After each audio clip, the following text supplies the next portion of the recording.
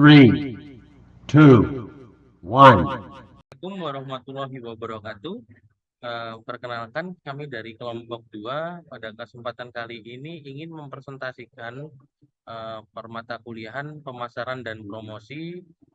Yang pertama adalah saya sendiri, Doni Prakoso, dengan nomor induk mahasiswa 289225566. Perkenalkan, nama saya Siva Salsabila dengan nomor induk mahasiswa 92250004.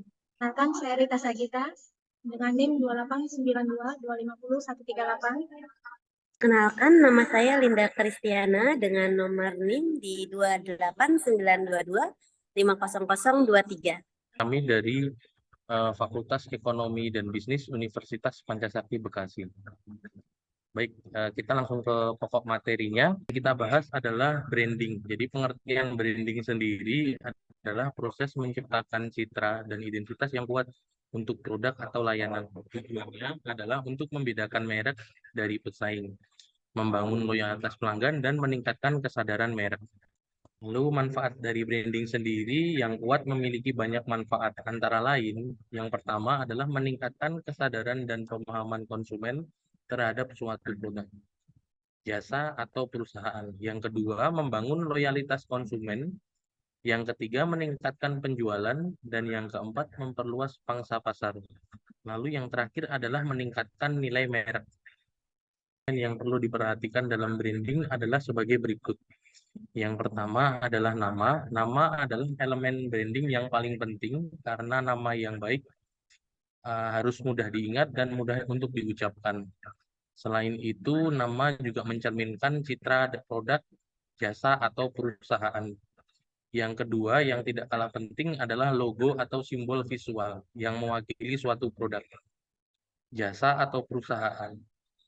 Logo yang baik harus mudah dikenali, mudah diingat, dan mencerminkan citra produk, jasa, atau perusahaan. Dan yang terakhir adalah slogan.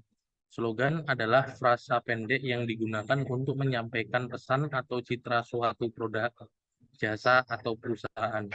Slogan yang baik harus mudah diingat, mudah dipahami, dan mencerminkan citra produk, jasa, atau perusahaan. Slide selanjutnya akan dibantu oleh rekan kami, Siva Salsabila. Waktu dan tempat saya persilakan. Itu ada elemen branding. Yang pertama itu ada desain visual.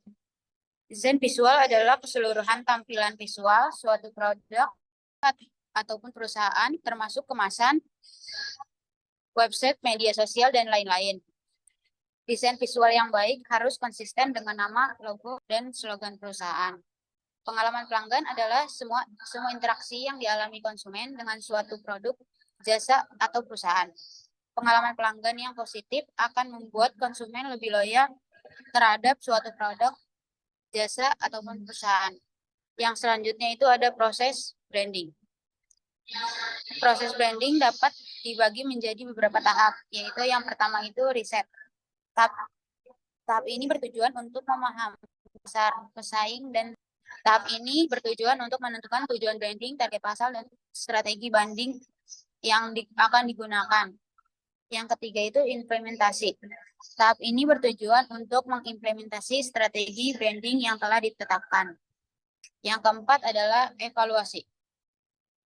Tahapan untuk mengevaluasi efektivitas strategi branding yang telah ditetapkan.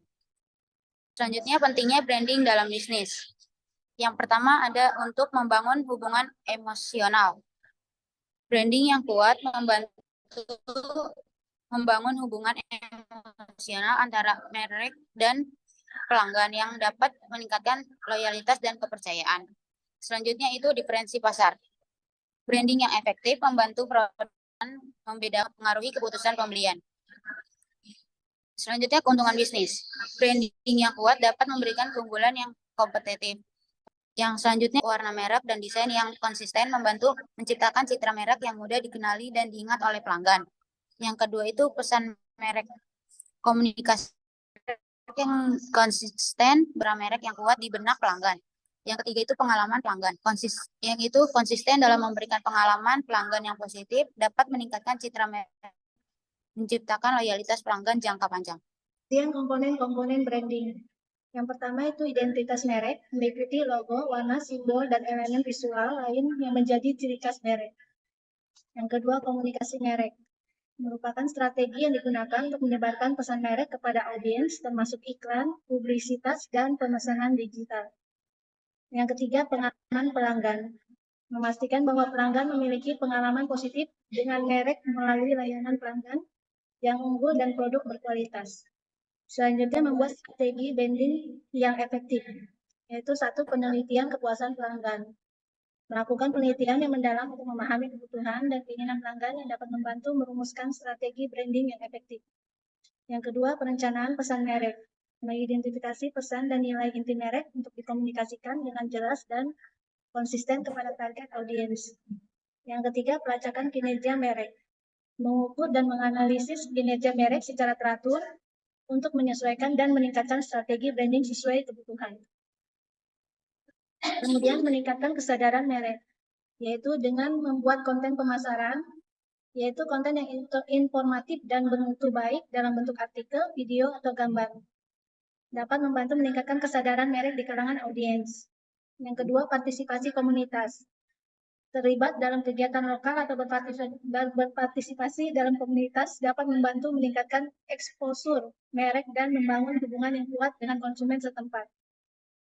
Yang ketiga, kemitraan strategis, yaitu bermitra dengan merek lain atau tokoh publik yang memiliki audiens yang relevan dapat membantu dalam meningkatkan kesadaran merek. Baik, selanjutnya membangun hubungan emosional dengan pelanggan. Yang pertama, komunikasi terbuka. Membangun hubungan yang kuat berarti menjaga saluran komunikasi terbuka dengan pelanggan, mendengarkan umpan balik, dan merespon kebutuhan mereka. Yang kedua, personalisasi. Memperhatikan preferensi dan memberikan pengalaman yang berpersonalisasi dapat membantu memperkuat hubungan emosional dengan merek. Yang ketiga, keterlibatan emosional.